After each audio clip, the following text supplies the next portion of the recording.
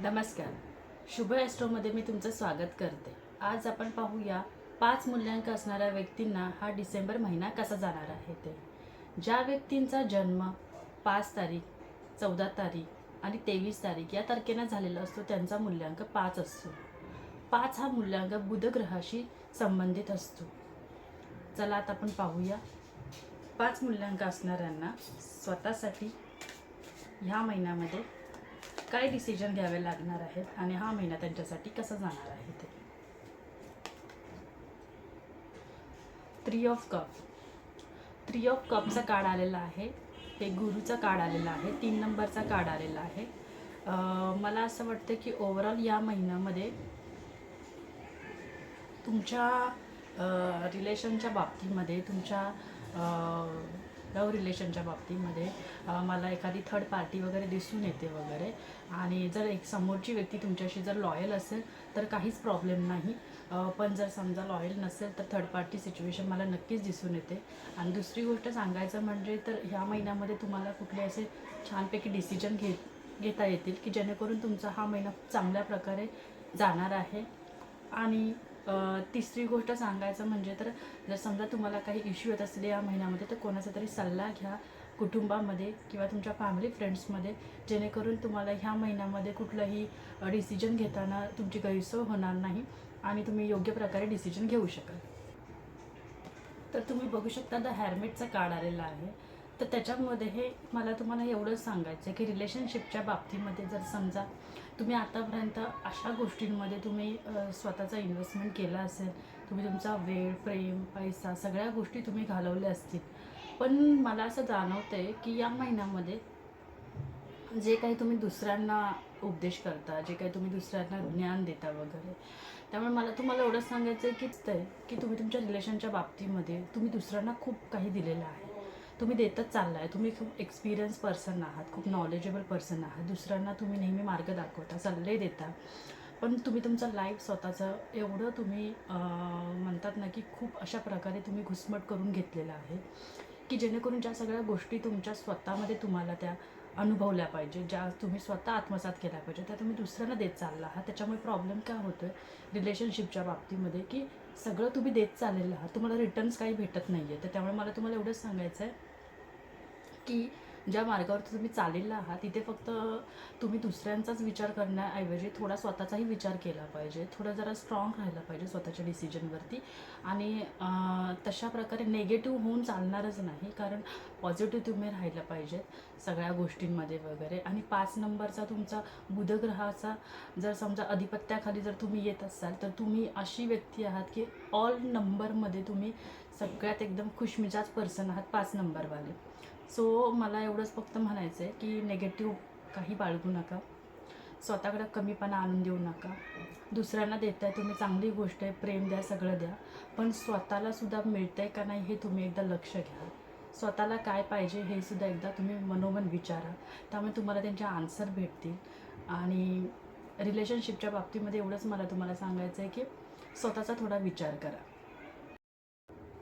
तर आता आपण पाहूया करिअरच्या बाबतीमध्ये 5 मूल्यांकवाल्यांना हा महिना कसं जाणार आहे ते. बघा, एस ऑफ पॅन्टिकलचा कार्ड आलेला आहे. करिअरच्या बाबतीमध्ये तुम्हाला नोकरी व्यवसायामध्ये खूप चांगल्या प्रकारे तुमचं ह्या वर्षी इन्कम होऊ शकतं. हा वर्षाचा शेवटचा महिना आहे, त्यामुळे तुम्हाला खूप चांगल्या पद्धतीने जाण्याची शक्यता तर आहेच खूप. आणि काहीतरी सेलिब्रेशन दिसत आहे तुमच्या घरामध्ये, तुमच्या लाईफमध्ये. दुसरी गोष्ट म्हणजे जे काही तुम्ही डिसिजन घेणार ते फ्रूटफुल राहणार आहे, चांगले राहणार आहेत. आणि पैसा तुमच्या हातात असणार आहे, एखादी चांगली संधी साधून येईल.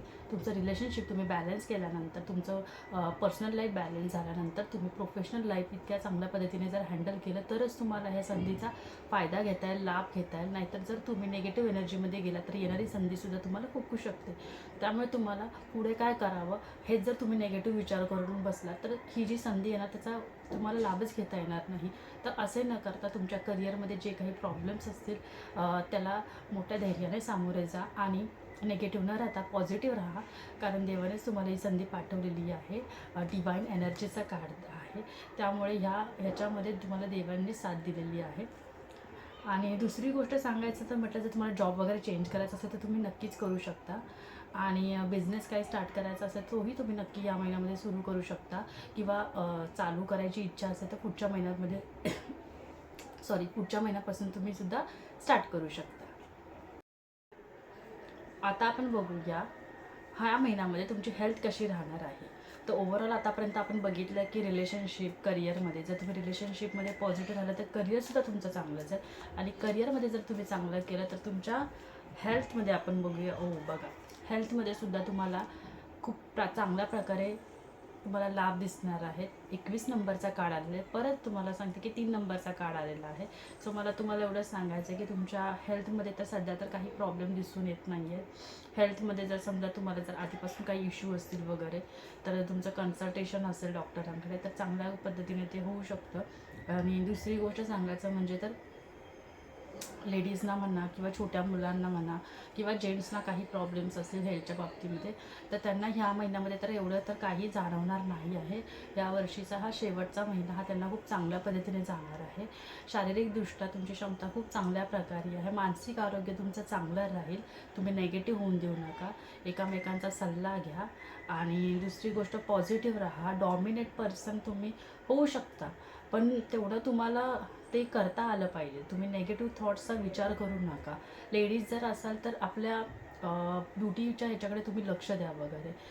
त्यामुळे कसं होईल की ओव्हरऑल तुमचा कॉन्फिडन्स वाढून जाईल. आणि तिसरी गोष्ट सांगायचं म्हटलं तर एकदम हंबल पर्सन राहा. काही गोष्टींमध्ये दुसऱ्यांची मदत करा वगैरे, जेणेकरून तुम्हाला मानसिक समाधानसुद्धा लाभेल वगैरे. तर ह्याच्या बाबतीमध्ये ओव्हरऑल तुमचा हा महिना खूप चांगला जाणार आहे. सो आता आपण पाहूया तुम्हाला या महिन्यात ॲडवाईस काय भेटत आहे. तर आपल्याला इष्टदेव, आपले जे ॲन्सेस्टर असतील ते तुम्हाला काय गायडन्स देत आहे, तुम्हाला काय सांगत आहे, आपण थोडक्यामध्ये बघूया. नाईट ऑफ कपचा कार्ड आलेला आहे. नाईट ऑफ कपच्या कार्डमध्ये मला तुम्हाला हेच सांगायचं आहे की तुमच्या ओव्हरऑल डिसेंबर महिन्यामध्ये जे काही तुम्ही रिलेशनशिप वगैरे जे स्ट्रॉंगली धरून आहात, तुमचं म्हणणं असेल की हे माझ्या मनापासून आहे, खूप स्ट्रॉंगली आहे आणि खूप वर्षांपासून आहे, किंवा जे आमचं घरातलं नातं जे आहे एकमेकांसोबत वगैरे ते खूप स्ट्रॉंगली आहे, ते तुम्ही तसंच धरून ठेवा. पण दुसरी गोष्ट सांगायचं म्हणजे की तिथेच तुम्ही थांबू नका. नेगेटिव्ह एनर्जीमुळे तुम्ही काय करता की सगळं स्टॉप करता सगळ्या गोष्टी. तसं नाही केलं पाहिजे. पॉझिटिव्ह विचार करा. काही प्रॉब्लेम्स असतील तर त्याच्यामध्ये सोल्युशन काढा. प्रश्न विचारा एकामधलं. दुसरी गोष्ट गुंता त्याच्यातला सोडवा जर काही प्रॉब्लेम्स असतील, इश्यू असतील तर. आणि तो सॉल्व करून तुम्ही पुढे जा. कारण त्याच्यामुळे कसं आहे की इमोशन तुमच्या भरपूर आहेत, पण तुमचं कसं झालं आहे की सगळ्या ॲक्शनसाठी तुम्ही तयार असता सगळ्या बाबतीमध्ये, पण थोडंसं जर काही प्रॉब्लेम आला तर तुम्ही तिथे स्टॉप होता. तर तसं नाही झालं पाहिजे. एक म्हणजे तुमच्या अंगामध्ये एवढं पोटेन्शियल आहे. आणि दुसरी गोष्ट म्हणजे की मला तुम्हाला एवढंच सांगायचं की जर काही इश्यू येत असतील तर बुधवारी तुम्ही उपाय करा बुधचे. आणि ओव्हरऑल तुमच्या बाकी तर काही प्रॉब्लेम मला दिसून येत नाही करिअरमध्ये किंवा हेल्थमध्ये. थोडासा प्रॉब्लेम तुमच्या रिलेशनशिपमध्ये असू शकतो, तुमच्या घरामध्ये सुद्धा थोडासा प्रॉब्लेम असू शकतो. तो तुम्ही सॉल्व करायचा प्रयत्न करा. आणि नेगेटिव्ह राहू नका, पॉझिटिव्ह एनर्जी ठेवा. आणि हा डिसेंबर महिना हा अशा प्रकारे तुमचा जाणार आहे.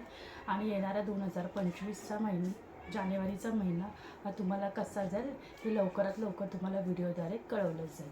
तोपर्यंत पाहत राहा शुभ एस्ट्रो. धन्यवाद.